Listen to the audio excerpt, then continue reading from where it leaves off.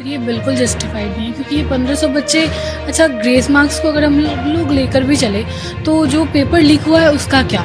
Sir ये बहुत ही गलत हुआ है। आज जो कोर्ट का डिसीजन है कि 1563 स्टूडेंट को बस रीनीट हो रहा है। बिल्कुल हम इस डिसीजन से खुश नहीं, क्योंकि ये जो 1500 और 1600 बच्चों की बात नहीं है। ये हो सकता है कि ये 15,000 बच्चे हैं जो धांधली से उसमें घुसे हुए हैं और एनटीए सीपीएफ इस पे एक प्रॉपर इन्वेस्टिगेशन होना चाहिए सीबीआई के द्वारा या फिर सुप्रीम कोर्ट की टीम के द्वारा।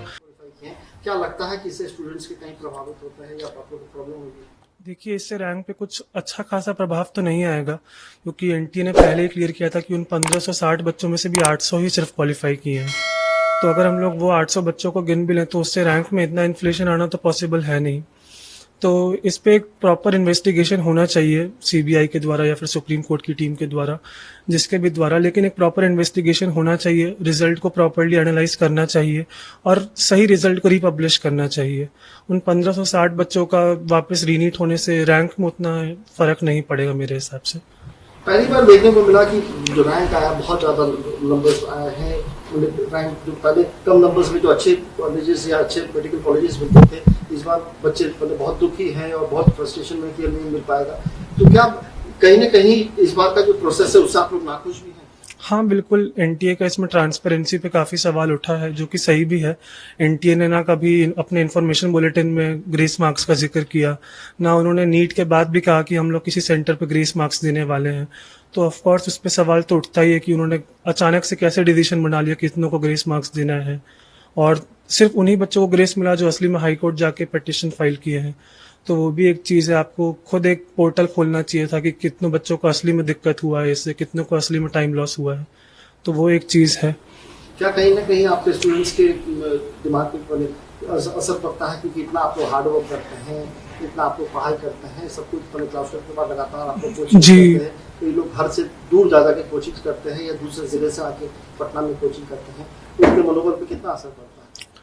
जी बिल्कुल, एक साल की मेहनत थी। मतलब ऑफ कोर्स पिछले साल इस मार्क्स पे रैंक था 4300 और इस बार मेरा रैंक आया 23,000। तो इतना इन्फ्लेशन कहीं से भी जस्टिफाइड है नहीं। तो मेरे हिसाब से ऑफ कोर्स जिन्होंने असली में मेहनत किया था, जिनका असली में मार्क्स आया, उनको तो अपने रैंक से, अपने एफर्ट्स का वो जो उनको आउटकम चाहिए था वो तो उनको नहीं मिला है। तो मेरे हिसाब से तो उनके लिए बहुत ही बुरा हाल होगा इस तरफ। नाम बता दीजिए। आशीष कुमार। आशीष, आपने इस बार नीट क्वालिफाई किए, कितना मार्क्स आ रहा था? 661 मार्क्स आ रहा है। ये जो कंट्रोवर्सी हुआ है नीट रिजल्ट्स को लेके, आज जो गवर्नमेंट ने सुप्रीम कोर्ट में इन्फॉर्म किया था कि 1560 बच्चों को या तो रीटेस्ट देते हैं या फिर ग्रेस मार्क्स, क्या आप लोग इस डिसीजन से खुश है और लगता है कि ट्रांसपेरेंसी इससे बरकरार रहेगी? जी बिल्कुल, हम इस डिसीजन से खुश नहीं, क्योंकि ये जो 1500 और 1600 बच्चों की बात नहीं है। ये हो सकता है कि ये 15,000 बच्चे हैं जो धांधली से उसमें घुसे हुए हैं और एनटीए सीपीएफ 1563 बच्चों को ही लेकर सामने आ रहा है। और जो एनटीए ये बात बोल रहा है कि सिर्फ 1563 बच्चे हैं, ये हम लोग कैसे माने कि सिर्फ उतने ही बच्चे हैं? ये तो 15,000 भी हो सकते हैं। इसकी क्या ऑथेंटिसिटी है कि सिर्फ इतने ही बच्चे हैं? क्या लगता है गवर्नमेंट का ग्रॉस नेग्लिजेंस है और करप्शन है, जिस कारण बच्चों को सफर करना पड़ रहा है? आप लोग कड़ी मेहनत करते हैं, लगातार एक साल से आप लोग इसी दिन का इंतजार करते हैं, और इस तरीके का जब आता है फैसला आता है या इस तरीके से जो रिजल्ट आते हैं, कहीं ना कहीं स्टूडेंट के मनोबल को धक्का लगता है। हाँ बिल्कुल, गवर्नमेंट हमारे बातों पर ध्यान भी नहीं दे रही है थोड़ी सी भी। इतने सारे बच्चे जब एक साथ प्रोटेस्ट कर रहे हैं, 25 लाख में से 20 लाख बच्चे प्रोटेस्ट कर रहे हैं, कहीं ना कहीं गलत हुआ है, तभी ना ये प्रोटेस्ट हो रहा है इतना बड़े पैमाने पर। आप लोग इस फैसले से खुश नहीं, बिल्कुल खुश नहीं है। हम लोग चाहते हैं कि रिजल्ट्स जितने भी अभी जो रिजल्ट्स पब्लिश हुए हैं उनको फिर से एक जांच बैठाई जाए और वो जांच बैठाने के बाद फिर से रिजल्ट को रिपब्लिश किया जाए। शुभानी।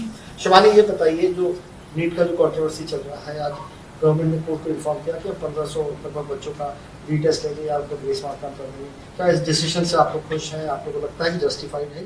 सर ये बिल्कुल जस्टिफाइड नहीं क्योंकि ये 1500 बच्चे अच्छा ग्रेस मार्क्स को अगर हम लोग लेकर भी चले तो जो पेपर लीक हुआ है उसका क्या, मतलब वो कितने बच्चे हैं वो तो हमारे पास नहीं है ना कि वो कितने बच्चे हैं जिनका पेपर लीक हुआ है, जिन्होंने पेपर लीक करके नंबर स्कोर किया है। ग्रेस मार्क्स वाले 1500 बच्चे हैं कि 2000 हैं कि 2 लाख है कि कितने हैं, ये हमें कोई आइडिया नहीं है। एनटीए बता रहा है कि 1500 बच्चे हैं, 1600 बच्चे हैं, लेकिन हमें नहीं पता कि रियल में ये कितने बच्चे हैं। तो अगर पहले ही उनके साथ वैसा हो सकता है तो फिर से क्यों नहीं हो सकता है? अगर रीनीट सिर्फ उनका हो रहा है तो दोबारा भी हो सकता है। आपका कहने का मतलब है कि गवर्नमेंट कहीं ना कहीं अंधेरे में तीर मार रही है कि 1500 बच्चों को दूसरे पॉइंट आउट कर दिया कि इतने ही बच्चे हैं। आप लोगों का कहना है कि मास लेवल पे ये मास लेवल पे हुआ है। अगर आपको ट्रांसपेरेंसी रखनी भी है तो आप सारे बच्चों का ये करो। अगर आपको रीनीट लेना ही है तो आप सारे बच्चों का लो। अगर आपको रीनीट नहीं लेना है तो फिर आप सारे बच्चों का मार्क्स अच्छे से कैलकुलेट करो और उन बच्चों को पता लगाओ कि जिन्होंने अपना पेपर लीक के कारण अपना ये किया है। पेपर लीक को बस वो लोग ढकना चाह रहे हैं कि हाँ ग्रेस मार्क्स वाले बच्चे हैं इतने तो इनका रीनीट हो जाएगा, जो पेपर लीक हुआ है उसका क्या। कुछ पर्टिकुलर सेंटर्स को देखने को मिला है कि लगातार टॉपर्स वहीं के हैं या बहुत सारे नंबर्स हाई मार्क्स मिला है, सब एक ही सेंटर के हैं। तो आप लोग कहीं ना कहीं अंदेशा जताती है कि इस बार पेपर लीक हुआ है। सर इस बार पेपर बहुत मास लेवल पे लीक हुआ है। ये तो FIR भी हुई है इस पे, ये तो क्लियर है। ये तो सबको पता है कि इस बार पेपर बहुत हर साल होता है, बट इस बार अच्छे से पता चला है कि पेपर लीक हुआ है। अगर ऐसा है तो फिर बच्चे क्यों मेहनत करें? 40 लाख देकर बच्चे डायरेक्ट कॉलेज में चले जाएं। अगर ऐसा है तो बच्चे मेहनत क्यों करें 1-1 साल तक, 2-2 साल तक? गवर्नमेंट से क्या अपील करना चाहती हैं आप? कि प्लीज ये सब जो हो रहा है वो सब बंद करिए, क्योंकि फ्यूचर बहुत सारे बच्चों का फ्यूचर इस पर डिपेंड करता है। कुछ बच्चे इस कारण डिप्रेशन में सुसाइड भी कर रहे हैं, तो वो अफोर्ड नहीं कर सकते हैं हम लोग। हमारे जो अच्छे जो डिजर्व करते हैं कैंडिडेट डॉक्टर बनना, या उन्हें बनना चाहिए। कोई भी आकर डॉक्टर नहीं बन सकता है, क्योंकि ये हमारा फ्यूचर है। नाम बता दीजिए। स्वस्ति। स्वस्ति, ये बताइए जो नीट का जो कंट्रोवर्सी चल रहा है, क्या कहिएगा? क्या आप लोग खुश हैं? इतनी मेहनत की आपने साल भर, उसके बाद जो कंट्रोवर्सी आता है, पेपर लीक का मामला आता है, कितना आप लोग को सेटबैक है? सर ये बहुत ही गलत हुआ है। आज जो कोर्ट का डिसीजन है कि 1563 स्टूडेंट को बस रीनीट हो रहा है, क्योंकि सर पेपर बहुत ज्यादा ही मास लेवल पे लीक हुआ और 2 दिन के लिए लास्ट में एप्लीकेशन पोर्टल खोला गया और उनमें जो बच्चों ने फॉर्म फिलअप किया वो सेम सेंटर्स पे उनका सेंटर पड़ा। तो कुछ तो रहा होगा जहाँ पे सेम सेंटर से 6 या 7 स्टूडेंट जो है वो 720 आउट ऑफ 720 स्कोर कर रहे हैं, क्योंकि सारे टॉपर्स एक ही सेंटर पे नहीं चले गए हैं एग्जाम देने।